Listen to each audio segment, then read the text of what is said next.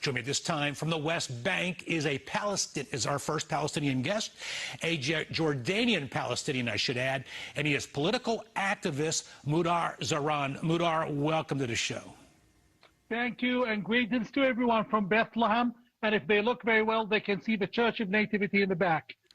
So, as you said, Church of Nativity in the background, Bethlehem behind you. Not words I think many of our American viewers would expect to hear out of the mouth of a Palestinian. Well, excuse me, not out of the mouth of the Palestinian, out of the mouth of the Palestinian leader and the leader of 6.3 million Palestinians in Jordan. And I'm here to speak the facts. If you call him Rick and his friends and Howard Stern as pro-Israel crazies and racists, I am definitely not pro-Israel. I am not crazy, and I'm not against Palestinians. I am a Palestinian, son of Palestinian refugees. Hamas is committing the massacres.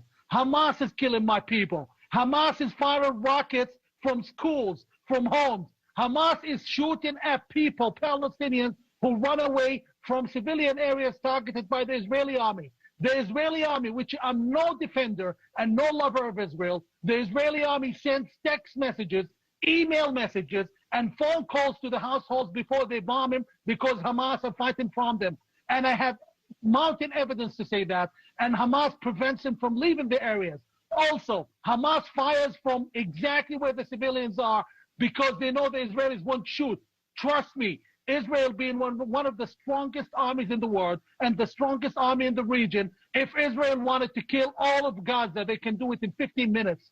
All we have is 2,000 innocent civilians killed because of Hamas recklessness, and Hamas is just another terrorist group terrorizing my people. And then I have people who hold no idea, like Penelope Cruz, claiming that Hamas actually should be supported and tolerated. No, Miss Cruz, I never liked your videos, never liked your movies, and on top of that, I don't like what you're saying. Leave my people alone, you and the other idiots, and actually, excuse my language, other schmucks who have no idea what's really happening. Hamas has to be stopped. My people are suffering. My people are bleeding. And you sit in the safety of your Beverly Hills home suggesting what you should do and what we should do and what Israel should do. No, we are against Hamas. Most Gazans are against Hamas. And we would love to see Hamas vanish into thin air. Hamas is just another ISIS, another Al-Qaeda, another Boko Haram, and they deserve to be treated as such. Mudar, we got to get you to loosen up and open up a little bit more. I say that with sarcasm. We appreciate your comments. What else would you like to say to the American left, to the international left? So we do have some viewers internationally who say, now, wait a minute. Israel is the blame for what's happening over there because there's these things called the settlements, and Hamas, all they're doing is they're protecting the weak, the underdog, the downtrodden. Of course Hamas protects the weak. We just saw how Hamas killed 35 protesters who protested against it in Gaza 7 days ago. They killed them in cold blood and wounded 20. How about that for protecting the weak? Guys, you didn't get the facts. You don't know what's happening.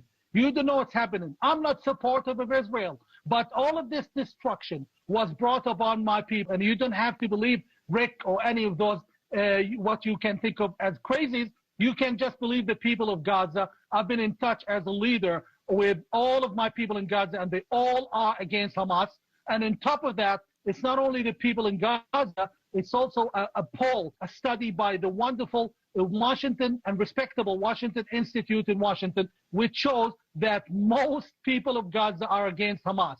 One Gazan told me, for God's sake, we just wish Hamas would vanish.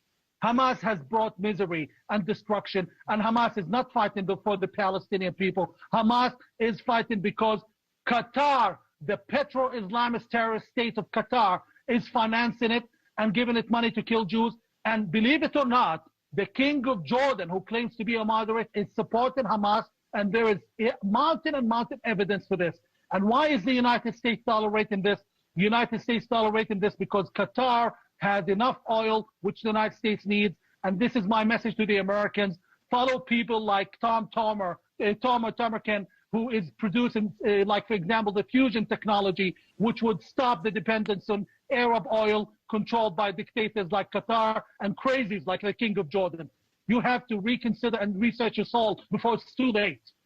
Madar Zaran, why are you at the West Bank at this hour?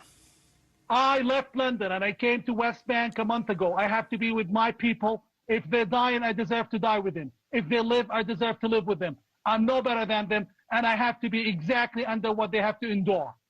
Now, as way of background, you are a Jordanian Palestinian, as you pointed out. It's my understanding you are a refugee who, as you say, now lives in London. Explain to our viewers why you had to leave Jordan. Because the King of Jordan has no tolerance for peace activists, refuses to give the Palestinian 88% majority their rights, refuses to honor the original agreement. Very few Americans understand. We had a 90-year-old agreement with the Jews of Palestine that we take 78% of the land, which is now called Jordan, and they take 22% of the land, which is smaller than Rhode Island, a little bigger actually than Rhode Island.